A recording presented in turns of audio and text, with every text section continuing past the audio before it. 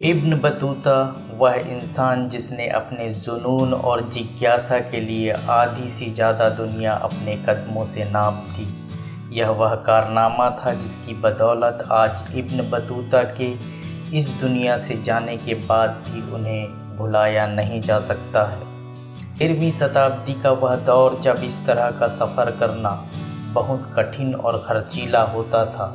साधन भी आज की तुलना में कुछ नहीं थे, जबकि आज हम सक्षम हैं बहुत ही कम समय और संसाधनों का इस्तेमाल करके आसानी से दुनिया घूम सकते हैं। जाहिर तौर पर उस समय में दुनिया घूमना एक कोरी कल्पना से ज़्यादा और कुछ ना रहा होगा, लेकिन इब्न बतूता ने इस कल्पना को वास्तविकता में बदल दिया था।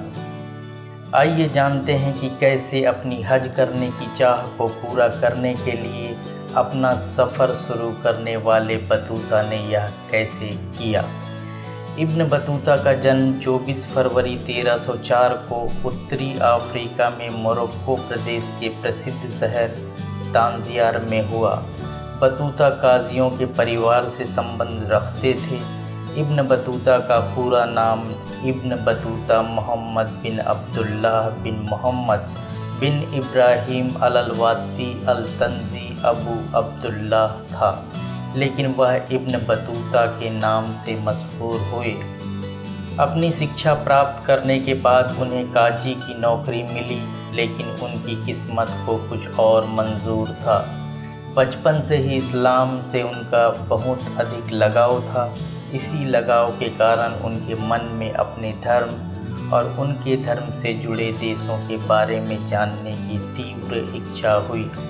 कौन जानता था कि उनकी ये इच्छा इतनी प्रबल है कि उनका नाम इतिहास के पन्नों पर हमेशा के लिए अंकित हो जाएगा, वह भी उस दौर में जब लोग इसकी कल्पना तक करने से बचते थे। बतूता को भी इस असंभव कार्य को संभव करने के लिए एक मौके की तलाश थी, जो उसे जून 1325 में 21 साल की आयु में तब मिला जब उसे हज करने के लिए मक्का जाने का सौभाग्य प्राप्त हुआ।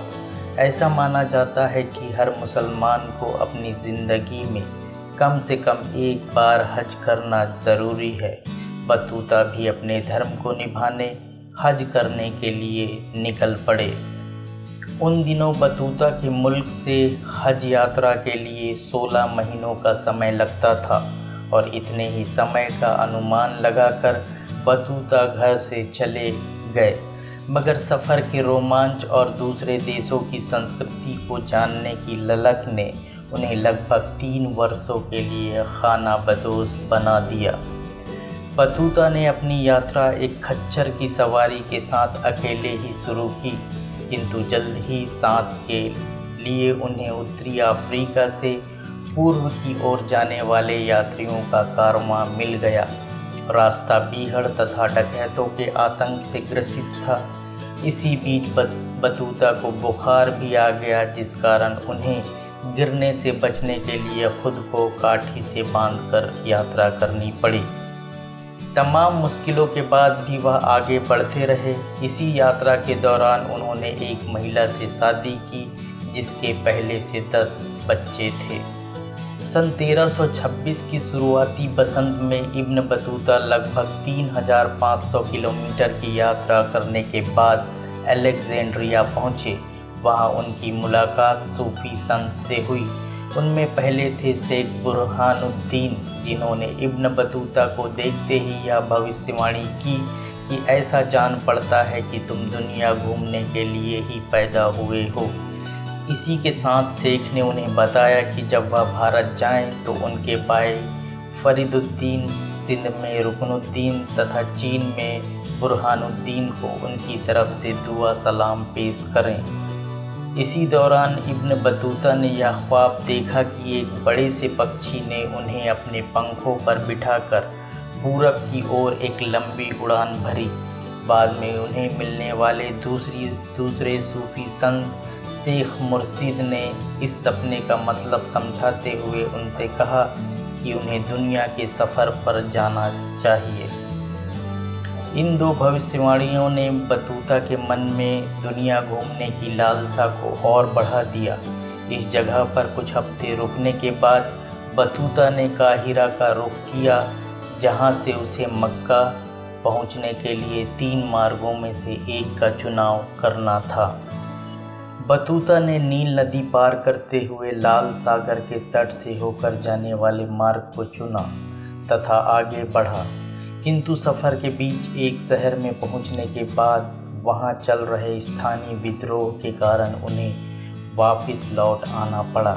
वहां से उन्होंने एक कारवां के साथ सीरिया से होकर जाने वाले मार्ग को चुना और मक्का की यात्रा पुनः आरंभ की।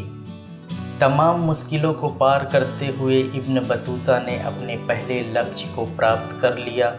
मक्का में अपना हज करने के बाद बतूता ने इराकी, उत्तरी ईरान तथा बगदाद जाने के लिए अरब के रेगिस्तान को पार किया। माना जाता है कि बतूता 3 वर्षों तक मक्का और मदीना के बीच रहे। इस दौरान उन्होंने 2 बार हज किया तथा नई जगहों का भ्रमण किया। मक्का में उन्होंने कई लोगों से पूरब के देशों, खासकर भारत के बारे में बहुत कुछ अच्छा सुना। इस कारण उन्होंने घर लौटने की अपेक्षा सफ़र को आगे बढ़ाना सही समझा।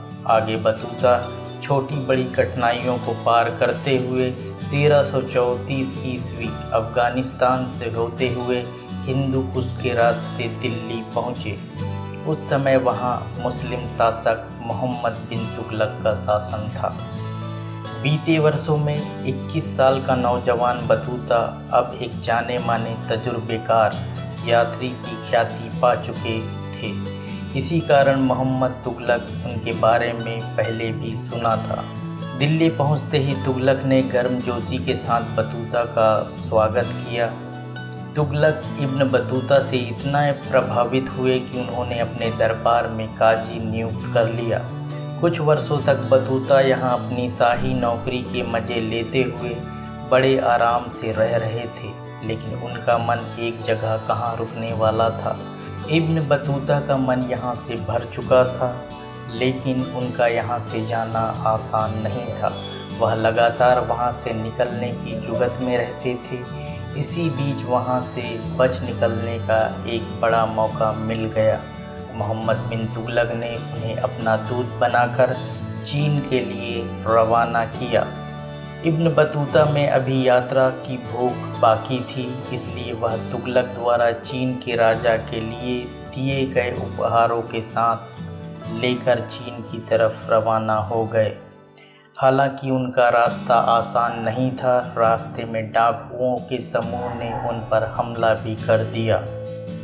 हमले के दौरान चीन ले जाने वाले सभी उपहारों को लूट लिया गया तथा बतूता भी बाल बाल बचे। हमले से डरकर कारवां के बाकी लोग अपनी अपनी जान बचाकर भाग खड़े हुए। जैसे तैसे बतूता ने खुद को बचाया और कुछ दिनों में दोबारा अपने कारवां के लोगों को खोजकर अपनी यात्रा फिर से आरंभ कर दिए। अपनी यात्रा को आगे बढ़ाना उनकी मजबूरी बन चुकी थी, क्योंकि उन्हें यकीन था कि अगर वो इस हाल में वापस दिल्ली गए तो उन्हें तुगलक के गुस्से का प्रकोप झेलना पड़ेगा। ऐसे में मुसीबतों के दौर में वह आगे बढ़ते रहे। कालीकट के तट से बतूता अपने साथियों के साथ समंदर मार्ग से आगे बढ़े। यहाँ भी उन्हें तूफान का सामना करना पड़ा तथा उसके कई साथी मारे गए। इसी तरह की परेशानियों का सामना करते हुए बतूता श्रीलंका से होते हुए बंगाल की खाड़ी के रास्ते जैसे तैसे चीन पहुँचे। लगभग 30 वर्षों में 1,20,000 किलोमीटर की लंबी यात्रा करने के बाद इब्न बतूता ने घर लौट जाने का मन बनाया। आखिर में 1353 ईस्वी में वह मोरक्को लौट आए। इतने वर्षों में इब्न बतूता की ख्याति हर जगह फैल चुकी थी। ऐसा कारनामा वहाँ पहले किसी ने नहीं किया था। इसी कारण उनके वापस आने पर उनका बड़े ज़ोर शोर से स्वागत हुआ। इसमें कोई शक नहीं कि यह पल उनके लिए बहुत खुशी का रहा होगा, लेकिन इससे बड़ा दुख उनके लिए यह था कि उनके उनके माँ बाप अब इस दुनिया में नहीं थे। उन्हें गुजरे हुए 15 साल बीत चुके थे। मोरक्को पहुंचकर जब इब्न बतूता ने वहां के सुल्तान अबू इनन को अपना यात्रा वृत्तांत सुनाया, तब सुल्तान ने बतूता से इस यात्रा वृत्तांत को किताब का रूप देने का आग्रह किया। सुल्तान की बात का सम्मान करते हुए इब्न बतूता ने सुल्तान के दरबारी लेखक इब्न जुयैज को अपना यात्रा वृत्तांत सुनाया तथा जुयैज ने उसे कलमबद्ध किया। इस किताब को रिहला नाम दिया गया। इब्न बतूता ने अपना अंतिम समय अपनी मातृभूमि तंजियार में ही बिताया। बाद में वहीं 1368 ईस्वी के आसपास उनका देहांत हो गया। आदमी कितना भी सफ़र कर ले पर उसकी आखिरी मंजिल तो सिर्फ मौत ही है। वो लोग जो मरकर भी याद रखे जाते हैं, असल में वही अपनी ज़िंदगी को सही मायने में जीते हैं। इब्न बतूता ऐसे ही लोगों में एक थे जिन्होंने अपने समय में एक अद्भुत कारनामा करके अपना नाम इतिहास के पन्नों पर अमर कर लिया। इतिहास उन्हें कभी नहीं भुला पाएगा।